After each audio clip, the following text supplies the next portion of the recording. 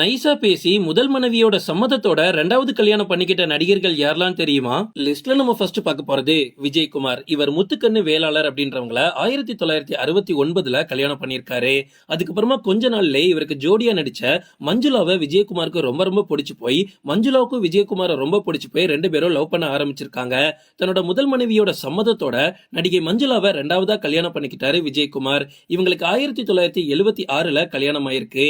இவங்களுக்கு 5 மகளும் ஒரு மகனும் இருக்காங்க. விஜயகுமாருக்கும் மஞ்சுளாவுக்கும் பிறந்த பையன் தான் அருண் விஜய். பட் இங்க சோகம் என்ன அப்படின்னா, விஜயகுமார் ரெண்டாவதா கல்யாணம் பண்ணிக்கிட்ட மஞ்சுளா 2013ல இறந்துட்டாங்க. இருந்தாலும் நடிகர் விஜயகுமார் தனியாலாம் இல்ல. அவர் தன்னோட முதல் மனைவி முத்துக்கண்ணு கூடயும் தன்னோட பிள்ளைகள் கூடயும் இப்பவும் சந்தோஷமா ஒரு கூட்டு குடும்பமா வாழ்ந்துட்டு இருக்காங்க. லிஸ்ட்ல நம்ம அடுத்து பார்க்க போறது ரஞ்சித். இவரோட கதையே டோட்டலா வேற அப்படின்னு சொல்லலாம். இவர் நடிகை பிரியா ராமனை ரொம்ப லவ் பண்ணி கல்யாணம் பண்ணிக்கிட்டாரு. ரெண்டு பேரோட லவ் உண்மையாவே ரொம்ப ரொம்ப சூப்பரா இருக்கும். அந்த அளவுக்கு உருகி உருகி லவ் பண்ணவங்க இவங்களுக்கு 2 மகன்களும் இருக்காங்க. ஆனா சில கருத்து வேறுபாடு காரணமா 2014ல இவங்க 2 பேரும் டைவர்ஸ் பண்ணிருக்காங்க. அதுக்கப்புறமா ரஞ்சித் தனியா இருக்க முடியாம ராகசுதாவை ரெண்டாவதா கல்யாணம் பண்ணிருக்காரு. அந்த டைம்ல பிரியா ராமன் கிட்ட பெர்மிஷன் கேட்டுக்கிட்டு தான் இவர் ரெண்டாவதா கல்யாணமே பண்ணிருக்காரு.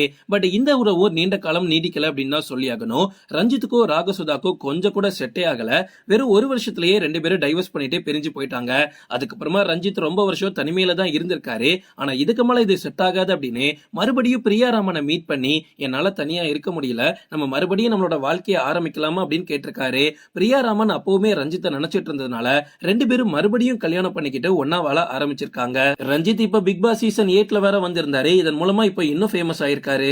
லிஸ்ட்ல நம்ம அடுத்து பார்க்க போறது கார்த்திக். 80s 90s காலகட்டத்துல சினிமாவுக்கு நுழைஞ்ச இவர் அதுக்கப்புறமா நிறைய படங்கள்ல ஹீரோவா நடிச்சு தன்னோட வசீகரமான பேச்சாலையும் அவரோட அழகாலையும் எல்லாரோட மனசுலயும் இடம் பிடிச்சாருன்னு சொல்லலாம். முக்கியமா பெண்களோட மனசுல. இவர் 1988ல ராகினி அப்படின்ற பொண்ணை கல்யாணம் பண்ணிருக்காரு. அதுக்கப்புறமா 1992ல அவரோட சொந்த மச்சினிச்சியான ரதி அப்படின்ற பொண்ணை ரெண்டாவதா கல்யாணம் பண்ணிருக்காரு.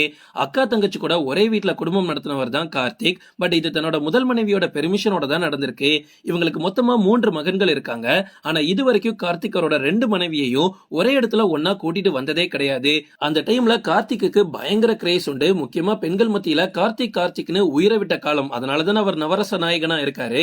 அப்படிப்பட்ட கார்த்திகை கல்யாணம் பண்ணிக்கணும் அப்படின்னு சாதாரண பெண்கள் இல்ல ஹீரோயின்ஸே ஆசைப்பட்டிருக்காங்க. பட் அவர் எல்லா ப்ரொபோசல்ஸையும் அப்படியே ஒதுக்கி வச்சுக்கிட்டு ஒரே வீட்டுல இருக்கக்கூடிய அக்கா தங்கச்சியை கல்யாணம் பண்ணிக்கிட்டாரு. இன்னைக்கு வரைக்கும் அவர் ஏன் மச்சினிச்சியை கல்யாணம் பண்ணாருன்னு ஒரு புரியாத புதிராவே இருக்கு. உங்களுக்கு தெரிஞ்சா கமெண்ட்ல சொல்லுங்க. லிஸ்ட்ல நம்ம அடுத்து பார்க்க போறது கமலஹாசன். இவர் வாணி கணபதி அப்படின்ற பொண்ணை 1978ல கல்யாணம் பண்ணிக்கிட்டாரு. இவங்களோட மனைவி மேல்நாட்டு மருமகள் அப்படின்ற படத்துல நடிச்சதன் மூலமா கமலுக்கும் இவங்களுக்கும் பழக்கம் ஏற்பட்டு அது ஒரு காதலா மாறி அதுக்கப்புறமா இவங்க கல்யாணம் பண்ணிக்கிட்டாங்க. அதுக்கப்புறமா கமலை பாத்துக்கிறது கமல் கூட வாழ்றதாவே பிஸியா இருந்ததுனால அவங்களோட மனைவி நடிக்கிறத ஃபுல் அண்ட் ஃபுல்லா ஸ்டாப் பண்ணிட்டு கமலஹாசனோட படங்களுக்கு மட்டும் காஸ்டியூம் டிசைனரா வேலை பார்த்துட்டு இருந்தாங்க வாணி கணபதி. ஆரம்பத்துல இவங்களோட லைஃப் உண்மையிலேயே சூப்பரா தான் போயிட்டு இருந்திருக்கு. கிட்டத்தட்ட 10 வருஷங்கள் இவங்க ஒன்னாதான் சந்தோஷமா வாழ்ந்திருக்காங்க. அதுக்கப்புறமா நடிகை சரிதா மேல கமலுக்கு ஆசை வந்திருக்கு.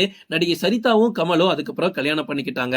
சரிதாவை ரெண்டாவது மனைவியை ஆக்கிக்கிறேன் அப்படின்னு வாணி கணபதி கிட்ட பெர்மிஷன் கேட்டுக்கிட்டு தான் கமல் கல்யாணம் பண்ணிருக்காரு. லிஸ்ட்ல நம்ம அடுத்து பார்க்க போறது டைகர் பிரபாகர். 80s 90s காலகட்டத்துல நம்ம தென்னிந்திய சினிமாவுல நிறைய வெற்றி படங்கள்ல வில்லன் கேரக்டர் இவர் தான் பண்ணிருப்பாரு. இவர் வில்லனிசம் ரோல் பண்ணாலே அந்த படம் கண்டிப்பா பிளாக் பஸ்டர் ஆயிரும்னு சொல்ற அளவுக்கு மனுஷன் ஒரு பக்காவான ஆக்டரா இருந்திருக்காரு. அவர் அல்போன்சா மேரி அப்படின்ற பொண்ணை கல்யாணம் பண்ணிருக்காரு. இவங்களுக்கு 2 பெண் குழந்தைகளும் பிறந்திருக்கு, ஒரு மகனும் இருக்கான். அதுக்கப்புறமா தன்னோட முதல் மனைவி சம்மதத்தோட ரெண்டாவதா ஜெயமாலா அப்படின்ற பொண்ணை டைகர் பிரபாகர் கல்யாணம் பண்ணிருக்காரு. அதுக்கப்புறமா நடிகை அஞ்சு மேல இவருக்கு அளவுக்கு அதிகமா காதல் ஏற்பட்டதுனால ரெண்டாவது மனைவி சம்மதத்தோட 3வது முறையா கல்யாணம் பண்ணிருக்காரு.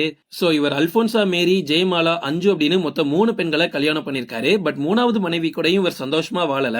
ஒரு வருஷத்திலேயே 2 பேருக்கும் கருத்து வேறுபாடு வந்து டைவர்ஸ் வாங்கிக்கிட்டாங்க. ஓகே ஃப்ரெண்ட்ஸ், இதோட நான் இந்த வீடியோ முடிச்சுக்கிறேன். இன்னொரு இன்ட்ரெஸ்டிங்கான வீடியோல நம்ம சந்திக்கலாம். Stay tuned.